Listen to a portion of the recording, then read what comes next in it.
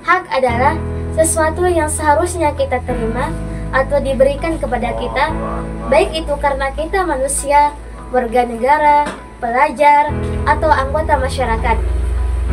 Hak itu bisa datang dari hukum, aturan, atau bahkan Tuhan. Hak ini tidak boleh diambil secara paksa, dan orang lain harus menghormatinya. Adapun contoh-contoh hak yaitu, yang pertama, hak untuk hidup. Kita semua memiliki hak untuk hidup dan tidak boleh disakiti ataupun dibunuh. Yang kedua, yaitu hak untuk mendapatkan pendidikan. Setiap anak berhak untuk belajar, sekolah, dan mendapatkan ilmu tanpa harus dibeda-bedakan. Yang ketiga, yaitu hak beribadah sesuai agama. Yang dimana maksudnya yaitu kita bebas melaksanakan ibadah sesuai dengan agama dan kepercayaan kita masing-masing.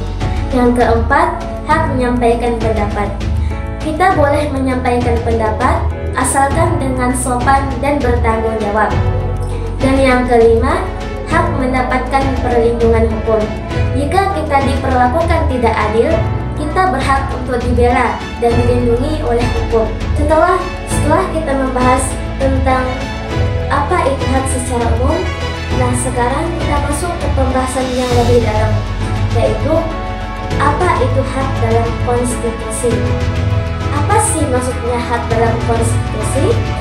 Jadi begini teman-teman, konstitusi adalah hukum dasar tertinggi dalam suatu negara. Di Indonesia, kita punya Undang-Undang Dasar 1945 yang di dalamnya itu ada banyak hal penting yang diatur. Salah satunya adalah hak-hak yang dimiliki oleh warga negara. Dan ini yang disebut dengan hak dalam konstitusi. Hak dalam konstitusi adalah hak-hak yang secara resmi dijamin dan dilindungi oleh hukum. Hak ini tidak bisa dihilangkan seenaknya dan negara harus melindungi hak tersebut. Jadi, kalau ada orang yang mengambil atau melanggar hak kita punya landasan hukum tertinggi untuk membela diri. Karena hak itu sudah dilindungi oleh Undang-Undang Dasar 1945. Tadi kita sudah membahas tentang apa itu hak. Nah sekarang kita lanjutkan dengan pembahasan yang gak jauh kalah penting, yaitu tentang kewajiban. Apa sih itu kewajiban?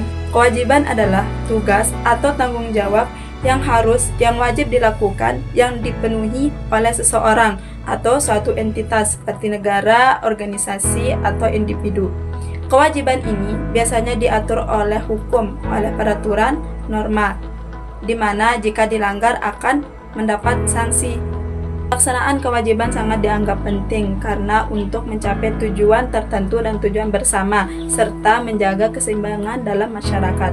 Kewajiban ini dapat bersifat, yang pertama, kewajiban bersifat moral, di mana kewajiban yang didasari pada nilai-nilai moral dan etika, seperti kewajiban berbuat baik pada sesama. Kedua, kewajiban yang bersifat hukum, di mana kewajiban yang bersifat hukum dan aturan seperti kewajiban membayar pajak, kewajiban mematuhi lalu lintas. Dan yang ketiga, kewajiban yang bersifat sosial, di mana kewajiban yang didasari pada norma sosial dan harapan masyarakat seperti kewajiban dalam menghormati orang tua dan kewajiban dalam menjaga lingkungan masyarakat. Dengan memahami tanggung jawab, individu dan masyarakat dapat memahami tanggung jawab mereka masing-masing dan berusaha untuk mencapai tujuan tersebut demi kebaikan bersama.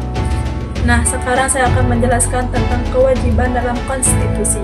Kewajiban dalam konstitusi adalah tugas atau tanggung jawab yang diamanatkan oleh konstitusi kepada warga negara atau pemerintah untuk melaksanakan dan mematuhi ketentuan-ketentuan tersebut. Kewajiban ini bertujuan untuk menjaga keutuhan negara, individu, dan masyarakat, serta juga untuk mencapai tujuan negara.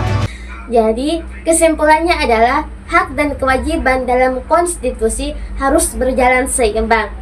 Kita tidak hanya menuntut hak, tetapi juga harus menjalankan kewajiban sebagai warga negara yang baik.